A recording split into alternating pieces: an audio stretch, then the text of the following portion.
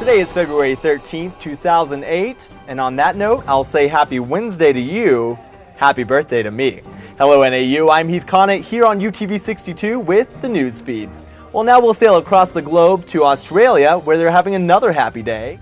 Aborigines helped to open Australia's parliament with a tribal ceremony. The new government is trying to make amends with them. Today, Prime Minister Kevin Rudd is expected to offer a formal apology to thousands of Aborigines who were taken as children from their parents as part of an assimilation program in the 1970s.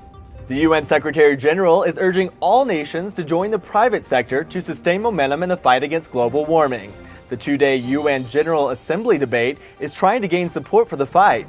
British billionaire Richard Branson is among the special guests at the climate debate. The chairman of the Virgin Group says his company plans to invest heavily in biofuels. We at Virgin have put up a $25 million prize to encourage scientists and inventors to put their mind to it. Today we'd like to urge the 20 wealthiest governments to match us in this endeavour so we can make this the largest scientific prize in history. A $500 million prize. Environmentalists are appalled. Locals defend it as an ancient tradition, but now modern medical science may be sounding the death knell for Japan's controversial dolphin hunt. Every winter in the tiny town of Taiji, fishermen drive in thousands of dolphins from the sea, chasing and dragging them close to shore. The water turns red with blood as the dolphins are stabbed and slaughtered. While most of Japan has abandoned this, the 400-year-old custom of hunting and eating dolphin and whale meat continues in Taiji and is the economic engine of this town. This practice of eating dolphin meat is common throughout the region and around Japan, but one Taiji councilman is having second thoughts about consuming dolphin meat. He tested the meat purchased from his local grocery store and was surprised to learn it had mercury levels 10 to 16 times higher than what the government advises is safe to eat.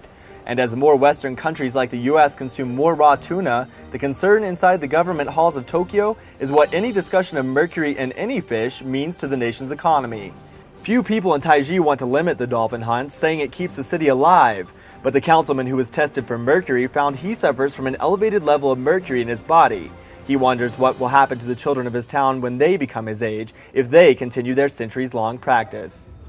Well, on a lighter and brighter note, officials are looking into some foul play at Northeastern Philadelphia High School. At least 50 chickens were found running loose on school grounds, and the floors were covered with droppings and chicken feed. Students got to leave school early to allow for cleanup, and police are trying to figure out who was responsible for the feathered frenzy.